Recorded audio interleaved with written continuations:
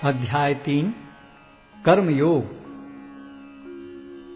अर्जुन ने कहा, हे जनार्दन, हे केशव, यदि आप बुद्धि को सकाम कर्म से श्रेष्ठ समझते हैं तो फिर आप मुझे इस घोर युद्ध में क्यों लगाना चाहते हैं?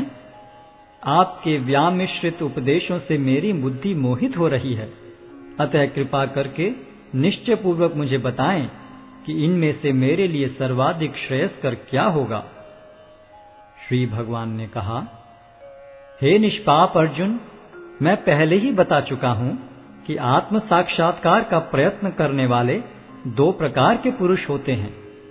कुछ इसे ज्ञान योग द्वारा समझने का प्रयत्न करते हैं तो कुछ भक्तिमय सेवा के द्वारा। न तो कर्म से विमुख होकर कोई कर्मफल से छुटकारा पा सकता है और न केवल संन्यास से सिद्धि प्राप्त की जा सकती है। प्रत्येक व्यक्ति को प्रकृति से अर्जित गुणों के अनुसार विवश होकर कर्म करना पड़ता है, अतः कोई भी एक क्षण भर के लिए भी बिना कर्म किए नहीं रह सकता। जो कर्मेंद्रियों को वश में तो करता है, किंतु जिसका मन इंद्रिय विषयों का चिंतन करता रहता है, वह निश्चित रूप से स्वयं को धोखा देता है और मिथ्याचारी कहलाता है। दूसरी ओर, यदि कोई निष्ठावान व्यक्ति अपने मन के द्वारा कर्मेंद्रियों को वश में करने का प्रयत्न करता है और बिना किसी आसक्ति के कर्मयोग प्रारंभ करता है, तो वह अति उत्कृष्ट है। अपना नियत कर्म करो, क्योंकि कर्म न करने की अपेक्षा कर्म करना श्रेष्ठ है। कर्म के बिना तो शरीर निर्वाह भी नहीं हो सकता। श्री विष्णु के लिए यज्ञ रूप में कर्म करना चाहिए, अन्यथा कर्म के द्वारा इस भौतिक जगत में बंधन उत्पन्न होता है। अतः हे कुंती पुत्र, उनकी प्रसन्नता के लिए अपने नियत कर्म करो, इस तरह तुम बंधन से सदा मुक्त रहोगे।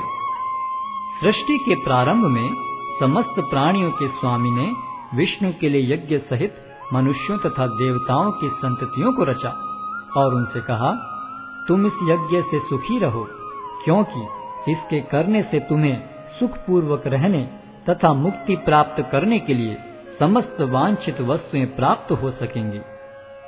यज्ञों के द्वारा प्रसन्न होकर देवता तुम्हें भी प्रसन्न करेंगे और इस तरह मनुष्यों तथा देवताओं के मध्य सहयोग से सबों को संपन्नता प्राप्त होगी। जीवन की विभिन्न आवश्यकताओं की पूर्ति करने वाले विभिन्न देवता यज्ञ संपन्न होने पर प्रसन्न होकर तुम्हारी सारी आवश्यकताओं की पूर्ति करेंगे, किंतु जो इन उपहारों को देवताओं को अर्पित किए बिना भोगता है, वह निश्चित रूप से चोर है। भगवान के भक्त सभी प्रकार के पापों से मुक्त हो जाते हैं, क्योंकि वे यज्ञ में अर्पित किए भोजन प्रसाद को ही खाते हैं। अन्य लोग जो अपने इंद्रिय सुख के लिए भोजन बनाते हैं, वे निश्चित रूप से पाप खाते हैं। सारे प्राणी अन्न पर आश्रित हैं, जो वर्षा से उत्पन्न होता है। वर्षा यज्ञ संपन्न करने से होती है और यज्ञ नियत कर्मों से उत्पन्न होता है। वेदों में नियमित कर्मों का विधान है और ये वेद साक्षात श्री भगवान से प्रकट हुए हैं। फलतः सर्वव्यापी ब्रह्म यज्ञ कर्मों में सदा स्थित रहता है। हे प्रिय अर्जुन, जो मानव जीवन में इस प्रकार वेदों द्वारा स्थापित यज्ञ चक्र का पालन नहीं करता, वह निश्चय ही पाप में जीवन व्यतीत करता है। ऐसा व्यक्ति केवल इंद्रियों की तुष्टि के लिए व्यर्थ ही जीवित रहता है। किंतु जो व्यक्ति आत्मा में ही आनंद लेता है तथा जिसका जीवन आत्म साक्षात्कार युक्त है और जो अपने में ही पूर्णतया संतुष्ट रहता है, उसके लिए कुछ कारणीय कर्तव्य नहीं होता। स्वरूप सिद्ध व्यक्ति के लिए न तो अपने नियत कर्मों को करने की आवश्यकता रह जाती है, न ऐसा कर्म न करने का कोई कारण ही रह जाता है। उसे किसी अन्य जीव पर निर्भर रहने की आवश्यकता भी नहीं रह जाती। अतः कर्मफल में आसक्त हुए बिना मनुष्य को अपना कर्तव्य समझकर निरंतर कर्म करते रहना चाहिए, क्योंकि अनासक्त होकर कर्म करने से उसे पर ब्रह्म की प्राप्ति होती है।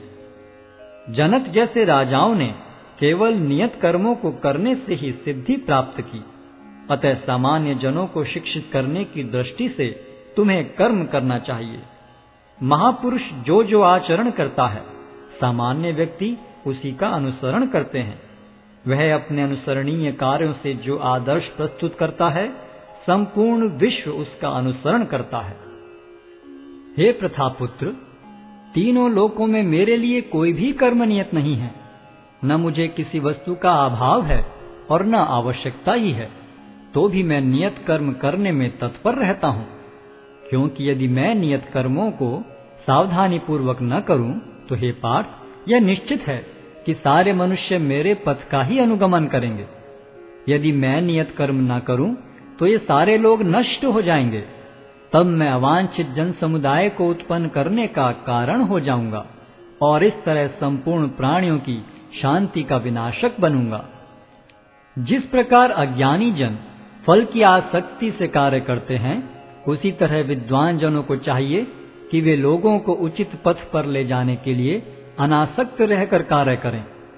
विद्वान व्यक्ति को चाहिए कि वह सकाम कर्मों में आसक्त अज्ञानी पुरुषों को कर्म करने से रोके नहीं, ताकि उनके मन विचलित न हो, अपितु भक्ति भाव से कर्म करते हुए वह उन्हें सभी प्रकार के कार्यों में लगाएं, जिससे कृष्ण भावनामृत का क्रमिक विकास हो। जीवात्मा अहंकार के प्रभाव से मोहग्रस्त होकर अपने आप को समस्त कर्मों का कर्ता मान बैठता है, जबकि वास्तव में वे प्रकृति के तीनों गुणों द्वारा संपन्न किए जाते हैं। हे महाबाहो, भक्ति भाव में कर्म तथा सकाम कर्म के भेद को भली भांति जानते हुए जो परम सत्य को जानने वाला है, वह कभी भी अपने आप को इंद्रियों में तथा इंद्रिय तृप्ति में नहीं लगाता। माया के गुणों से मोहग्रस्त होने पर अज्ञानी पुरुष पूर्णतया भौतिक कार्यों में संलग्न रहकर उनमें आसक्त हो जाते हैं। यद्यपि उनके ये कार्य उनमें ज्ञानाभाव के कारण अधम होते हैं, किंतु ज्ञानी को चाहिए कि उन्हें विचलित न करे। अतः हे अर्जुन, अपने सारे कार्यों को मुझ में समर्पित करके मेरे पूर्ण ज्ञान से युक्त होकर लाभ की आकांक्षा से रहित, स्वामित्व के किसी दावे के बिना तथा आलस्य से रहित होकर युद्ध करो। जो व्यक्ति मेरे आदेशों के अनुसार अपना कर्तव्य करते रहते हैं और ईर्ष्या रहित होकर इस उपदेश का श्रद्धा पूर्वक पालन करते हैं, वे सकाम कर्मों के बंधन से मुक्त हो जाते हैं। किंतु जो ईर्ष्यावश इन उपदेशों की उपेक्षा करते हैं और इनका पालन नहीं करते, उन्हें समस्त ज्ञान से रहित, दिग्भ्रमित तथा सिद्धि के प्रयासों में नष्ट भ्रष्ट समझना चाहिए। ज्ञानी पुरुष भी अपनी प्रकृति के अनुसार कार्य करता है, क्योंकि सभी प्राणी तीनों गुणों से प्राप्त अपनी प्रकृति का ही अनुसरण करते हैं। भला दमन से क्या हो सकता है? प्रत्येक इंद्रिय तथा उसके विषय से संबंधित राग द्वेष को व्यवस्थित करने के नियम होते हैं। मनुष्य को ऐसे राग तथा द्वेष के वशीभूत नहीं होना चाहिए, क्योंकि ये आत्म साक्षात्कार के मार्ग में अवरोधक हैं। अपने नियत कर्मों को दोषपूर्ण ढंग से संपन्न करना भी अन्य के कर्मों को भली भांति करने से श्रेयस्कर है। स्वीय कर्मों को करते हुए मरना पराये कर्मों में प्रवृत्त होने की अपेक्षा श्रेष्ठतर है, क्योंकि अन्य किसी के मार्ग का अनुसरण भयावह होता है। अर्जुन ने कहा, हे वृष्णिवंशी, मनुष्य न चाहते हुए भी पाप कर्मों के लिए प्रेरित क्यों होता है? ऐसा लगता है कि उसे बलपूर्वक उनमें लगाया जा रहा हो।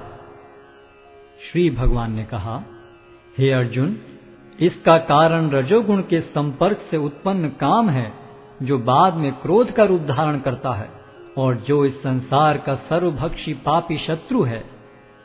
जिस प्रकार अग्नि धुएं से, दर्पण धूल से अथवा भ्रूण गर्भाशय से आवृत रहता है, उसी प्रकार जीवात्मा इस काम की विभिन्न मात्राओं से आवृत रहता है। इस प्रकार ज्ञान में जीवात्मा की शुद्ध चेतना उसके काम रूपी नित्य शत्रु से ढकी रहती है, जो कभी भी तुष्ट नहीं होता और अग्नि के समान जलता रहता है। इंद्रियां, मन तथा बुद्धि इस काम के निवास स्थान हैं। इनके द्वारा यह काम जीवात्मा के वास्तविक ज्ञान को ढककर उसे मोहित कर लेता है। इसलिए हे भरतवंशियों में श्रेष्ठ अर्जुन, प्रारंभ में ही इंद्रियों को वश में करके इस पाप के महान प्रतीक काम का दमन करो और ज्ञान तथा आत्म साक्षात्कार के इस विनाशकर्ता का वध करो। कर्मेंद्रियां जड़ पदार्थों की अपेक्षा श्रेष्ठ हैं। मन इंद्रियों से बढ़कर है, बुद्धि मन से भी उच्च है और वह आत्मा बुद्धि से भी बढ़कर है। इस प्रकार हे महाबाहु अर्जुन, अपने आप को भौतिक इंद्रियों, मन तथा बुद्धि से परे जानकर और मन को सावधान आध्यात्मिक बुद्धि से स्थिर करके आध्यात्मिक शक्ति द्वारा इस काम रूपी दुर्जय शत्रु को जीतो।